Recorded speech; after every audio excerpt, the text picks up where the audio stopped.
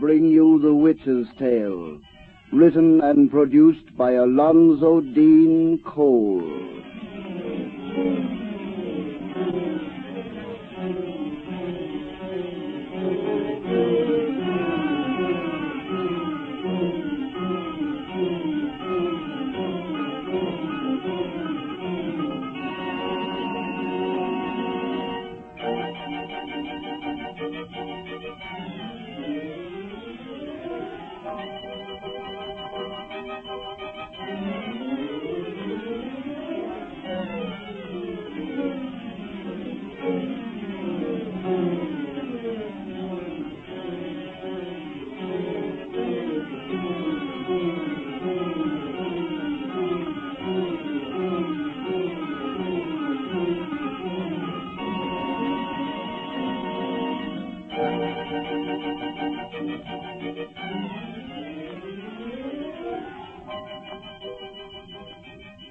And now, let us join old Nancy, witch of Salem, and Satan, her wise black cat.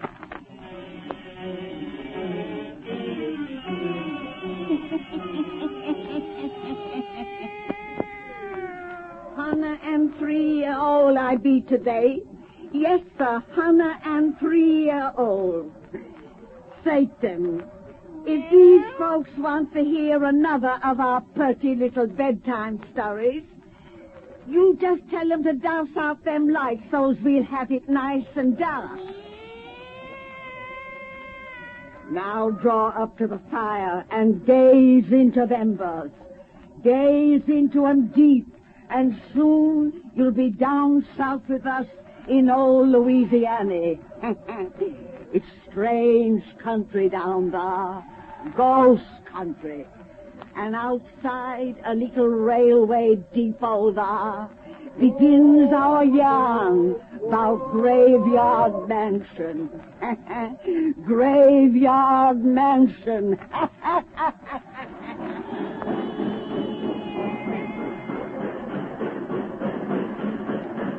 Good heavens, driver. We're strangers here. Just got off that train. You can't expect us to walk a distance you say is 3 miles at this time of night. Or rather morning. We'd be lost among your canebrake and bayous before we got halfway. I'm powerful sorry, gentlemen, but I wouldn't drive you to the old Tate Gross plantation house at night for all the money in the New Orleans Mint. And neither will anyone else in these here parts. Why not? What's wrong with the Ted Gross place? What you all want to go out there for? Well, if it really makes any difference to you, we just inherited the plantation. We're down here to take possession. Your name's Blanchard, then? Yes. Now, I heard your two brothers was expected. Your lawyers had men from Baton Rouge this past week fixing the house up. They was glad to get away this morning after only spending daytime there. Say, will you please tell us exactly what you're driving at? Just this. If you gentlemen are wise, you'll take the first train back up north and forget the Tate Gross place was ever left you. That old house ain't been lived in for nigh 100 years, for good reason. Folks here call it Graveyard Mansion, 'cause it's a house of the living dead. What? That's all I know, gentlemen. Good night. Hey, come back here. Wait a minute. Well, I'll be doggone. Drove off and left us flat. you didn't even want to stay and talk about the place, Kurt. Lord, Al. It looks as though we've inherited a haunted house. Our attorney never mentioned such thing in his letters. Well, he's an educated man. You don't think he'd write us with such a crazy idea as that? Come on. We'd better start walking. Walk? To Tate Gross tonight? We haven't any choice. That chap is the only taxi man. There are no hotels in this little village. Let's go back to the depot. We'll get directions from the station master and see if we can buy a lantern. All right. That chump said our new home is called Graveyard Mansion. Yes, because it's the house of the living dead. Poor superstitious idiot. Imagine believing in ghosts in this 20th century. How can people be so dumb?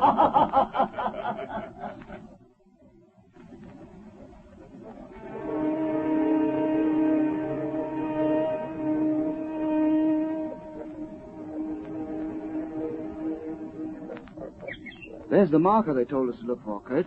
The house must be just beyond those trees. I hope it is. I'm tired. Yeah, so am I. This hike has taken longer than we expected. Must be nearly dawn. Yes. Louisiana is eerie country at night.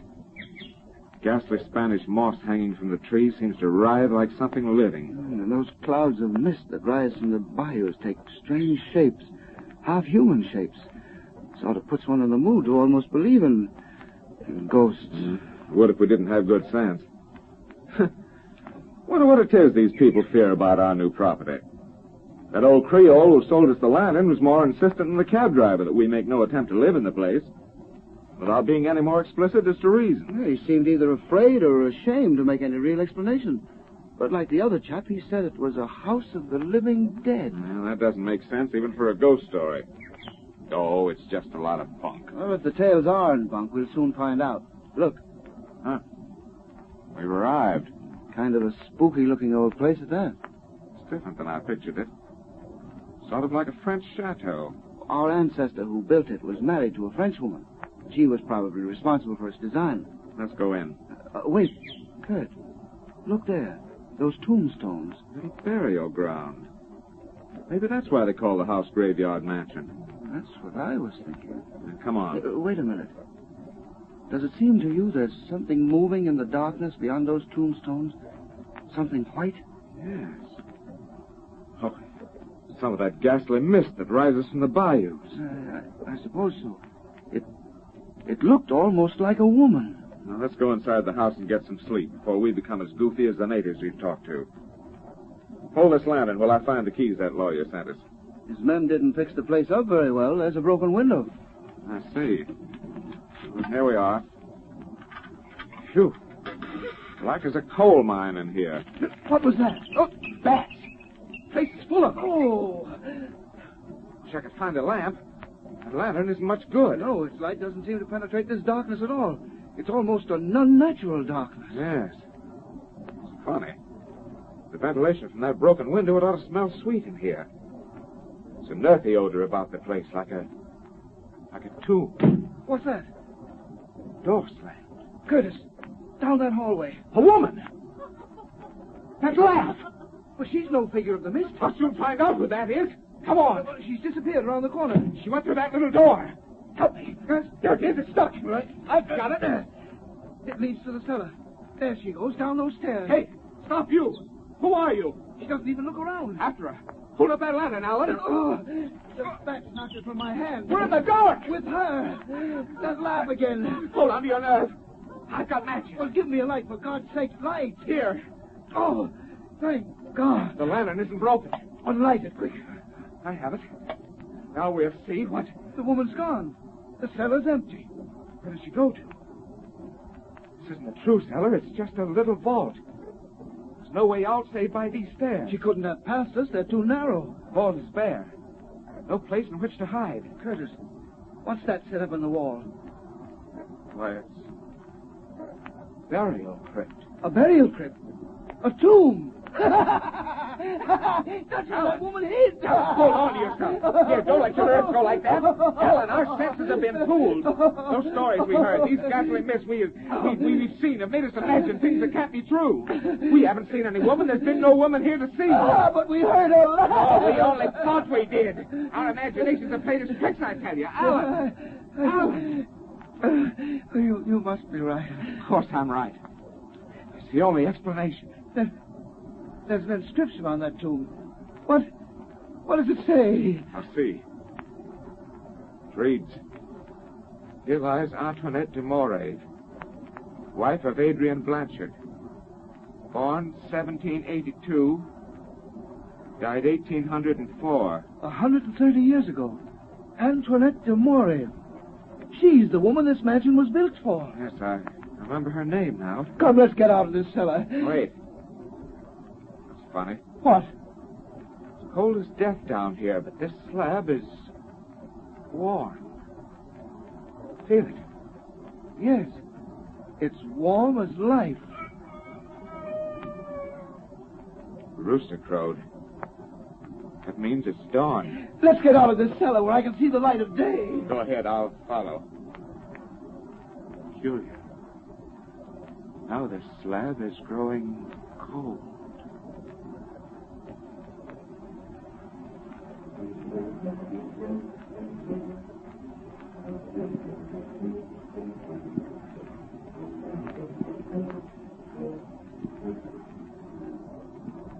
But, Alan, I've told you 1,000 times that everything we thought we saw and heard and felt last night was pure imagination. Well, that's simple common sense. I know it is. And I've honestly agreed with you all day. But ever since the sun went down, I realize I'm acting like a baby, Kurt, but this place has got my goat. You'll soon get over that. Cold shivers ran up and down my spine for hours after we came out of that infernal burial vault this morning. And now that I've had a little sleep, I feel honestly cheerful about our inheritance. Why do you suppose that single tomb is in the cellar when there's a graveyard just outside? Oh, I don't know. Oh, Lord, I forgot to show you. Alan, look what I found in the attic. A miniature portrait. What a beautiful woman. Here, look at the back. It's engraved. To Adrian from Antoinette. Uh-huh. It's Our Lady of the Tomb. Wasn't she a knockout? She must have been lovely. Our great-great-uncle must have been mad about her. That's probably why she's buried away from the common herd. Poor thing. She was only 22 years old when she died. A branch of the family still lives down here. Wonder if we have any female cousins who've inherited her good looks. If we can find one, I'll bet you'll have no more objections to living in this house. Oh, you and I are going to be crazy about this place. Look out this window at that neglected land we're going to put in shape. Look at those great trees and that bayou shining in the moonlight. And those old tombstones in the yard. It's nearly midnight when they say the dead return to life. If you're going to start that again, I'm going to bed. Better turn in yourself. It is midnight. Yes. Just midnight. Kurt, did you hear that door?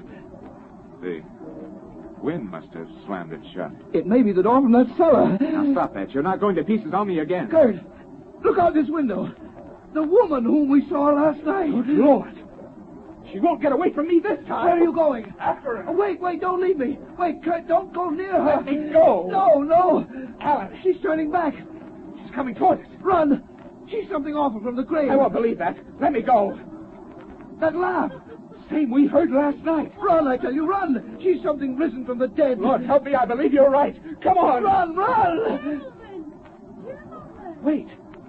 She's calling to us. Man, there's nothing dead about that voice. Why do you gentlemen run away from her? Do you think I am a ghost, perhaps? Look at her coming there. A healthy-looking flesh and blood girl.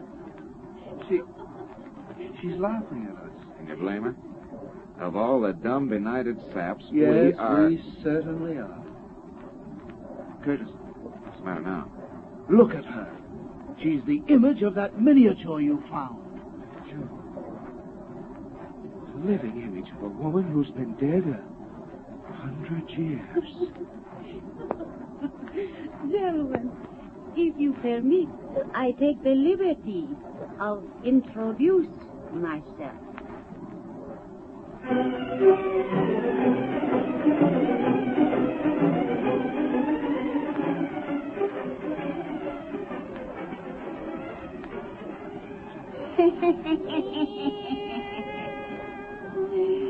Satan, if these folks come see us next time old Nancy has a birthday, she'll tell them some more about Graveyard Mansions. The house of the living dead.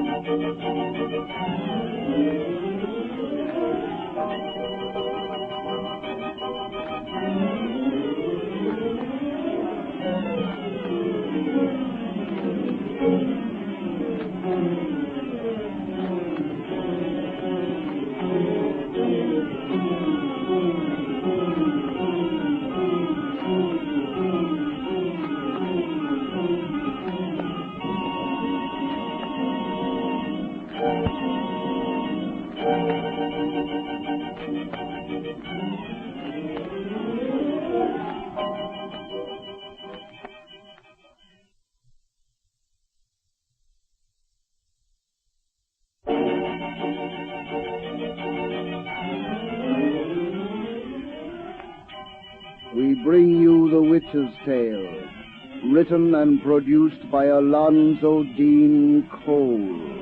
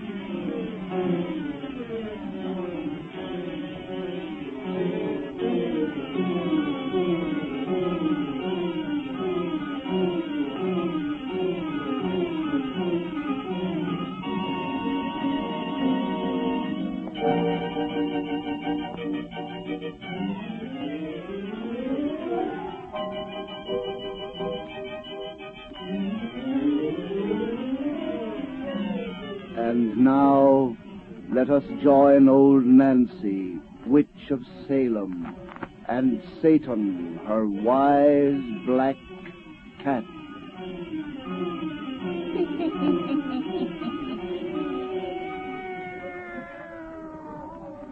Hannah and 10-year-old I be today. Yes, sir, Hannah and 10-year-old. Satan. Old Nancy feels so good this evening. She's gonna get right down to business and cheer folks up with spinning the finish of that comforting little yarn we begun last time they was here. Douse out them lights so's we'll have it dark and cozy. We told how them two young brothers from up north went down to Louisiana to claim a fine big mansion they'd inherited, which folks call the House of the Living Dead. But our brothers didn't pay no attention to that kind of talk till they got out to the place and seed a ghostly figure which seemed to disappear in a tomb down cellar, on which was the name of a French woman who'd been dead 100 years. Then, next night, they saw what appeared to be the same ghostly figure out on the grounds, and they was about to run away from it when they seed it was really a living, breathing girl. A living girl who was the image of the woman who was buried in that tomb. That's why we left off. Draw up to the fire and gaze into the embers. Gaze into 'em deep and hear the finish of our yarn about Graveyard Mansion. Graveyard Mansion.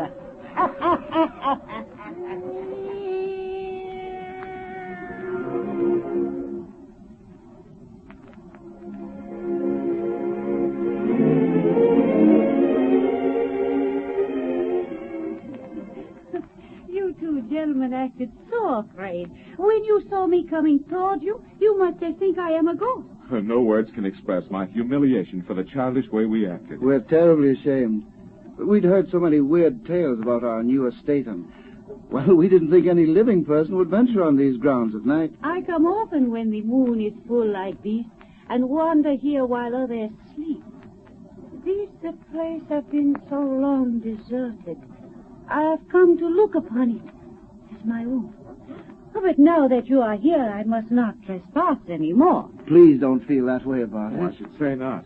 Look upon this place as still your own. Thank you. Perhaps I shall. Now I must say au revoir. May we see you home? Oh, thank you very much, but I must go alone. Before you go, may we know your name? Oh, I had forgot. I am Miss Nettie Blanchard. Blanchard? Well, that's our name, too. So, we are distant relatives, maybe. A good night. We shall see you again. You will see me again. Good night. Good night. Good night. Isn't she a beauty? Absolute knockout. Kurt, let me see that miniature again of the Lady of the Tomb. Here. The resemblance is startling, isn't it? The girl who just left here might have sat for this portrait. Helen. She said her name was Nettie. That's a contraction of Antoinette. Antoinette was the name of The woman of this portrait. coincidence, isn't it? Yes.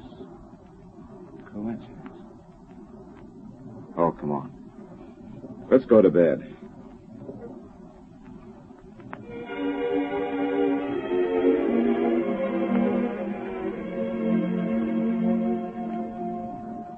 Alan, wake up. Are you going to sleep all day? Huh? Well, it's morning. Time to rise and shine. Oh, I was It dreaming. must have been a pleasant dream. You certainly didn't want to snap out of it. I dreamed that girl, the one we met last night, came into this room and kissed me Oh, that sounds nice. Get up. We have a lot of work to do. right away. Queer. I feel weak as a kitten. Huh. You don't look any too good. I have a funny pain. Where? Here, on my throat. There's a little mark there. As though you'd been bitten. Funny. That's where I dreamed she kissed me.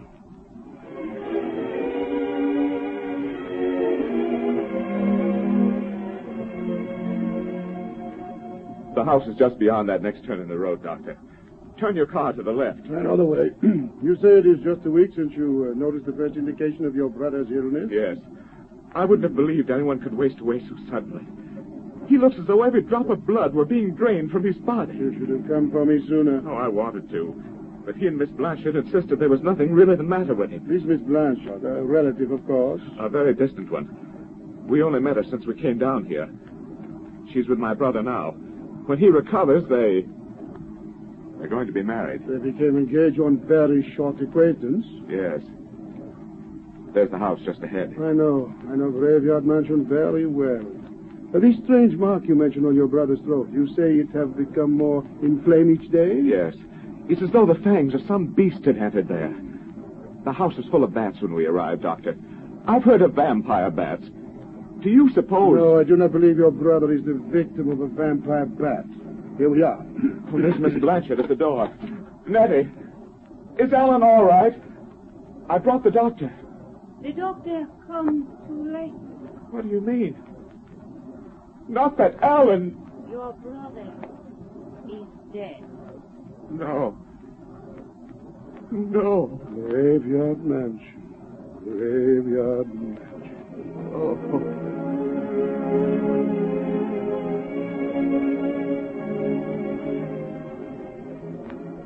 Come away from that window, son. There's no way for us to bring your brother back. No. He's buried in that little graveyard now. But, Doctor, what killed him? What caused that awful mark upon his throat? What drained the blood from his body? What? As yet, I only know it was nothing recognized by natural science. But science refuses to recognize many things it should endeavor to know and explain. But never mind that now. Your brother's fiancée, Miss Blanchard, she was not at the funeral this afternoon. Because she couldn't bear to see him lying in his coffin. You heard her say last night... Oui, I heard her excuse. You have never seen this girl except at night? Why, no, but the reason I is... have also heard her excuse for that. I thought I knew by sight every soul in this parish, yet I have never seen a girl until the night you brought me here. Well, you don't mean to imply that she had anything to do with Alan's death? I imply nothing. But it is midnight, and time for Miss Blanchard's promised call. I am most anxious to improve her acquaintance. I see her coming beyond those gravestones. Isn't she beautiful? You love that woman. Doctor. You love her as your brother did. Yes. While Alan lived, I denied it even to myself. But now Doctor, it's as though she's cast a spell upon me. She's so beautiful. So like the miniature you showed me, of a woman dead 100 years. Why do you torture me with these awful questions? These frightful doubts? Why is she so like a woman dead 100 years? Why does she only appear at midnight? Why don't she tell me where she lives? Why? Oh, Anita, she's almost at the door. We may find an answer to our questions. At the dawn.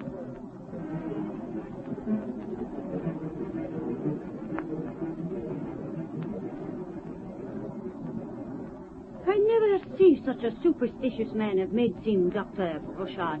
The way you talk, you have me almost believe in ghosts. I believe in ghosts, Mademoiselle Blanchard, in ghosts and vampires. Vampires, Doctor? Such talk is foolish. No people now accept such things. It was a thought is too fearful for men's mind to dwell upon, perhaps. Have you heard what vampires are, Miss Blanchard? Some other time you tell me. Curtis, I must be going now. Mademoiselle will find the explanation very interesting. Vampires are those evil spirits, sometimes called the dead alive. It is said they rise from their graves at midnight, clothed in human flesh, kept whole by blood drained from living bodies. Very interesting, but I must be going. But you have not heard yet all. At midnight, the vampire can rise, mademoiselle, but it must return to its grave at dawn. Yes, but I must be leaving now. Of course, it is very late, or rather early. Dawn is here. Doctor, what are you driving I believe in vampires, my boy, and dangers of the darkness.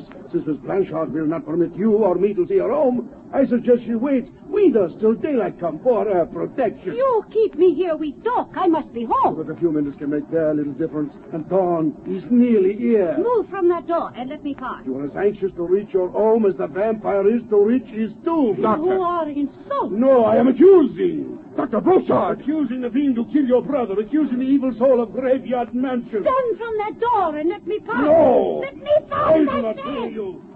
Dawn is coming light. The rough streams of the power darkness lend them. Look, the first streaks of dawn shine in the sky. Let me pass. Doctor, you're mad! Stand aside and let her go! Oh, she is a normal woman, not of the vile undead. Let her remain within this room 1 minute more. I cannot. I am late. Nebby! She's turned around. Ran the other way. After her. She's going to the cellar. I knew she would. Quick, and you will see the truth. Dawn! She's won home. I won't believe. You shall have proof. What are you going to do? Open the tomb of Antoinette, who has been dead 100 years.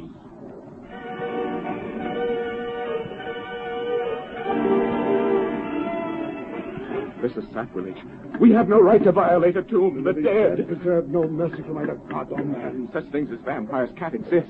Well, I finished my labor. Help me lift this coffin lid as you shall see. Oh, I must have proof. Antoinette Blanchard has been dead 100 years.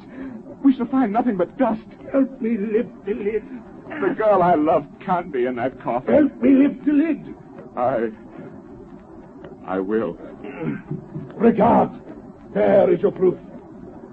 Antoinette. Yes, of tonight and of 100 years ago, the same. Preserved in evil life by the blood of your brother and of others.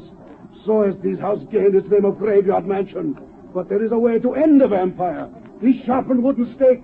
Above her undead art I place it, and I drive it home. She screamed. Her body has crumbled into dust before my eyes. The vampire is no more. The living dead is dead forever. She's gone. She and my brother. All that I loved. But the well has lost the scourge. And now Graveyard Mansion is nothing but a name.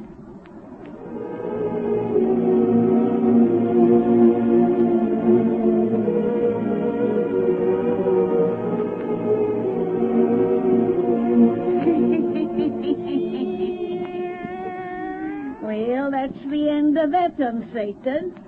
You folks come see old Nancy next time she has a birthday.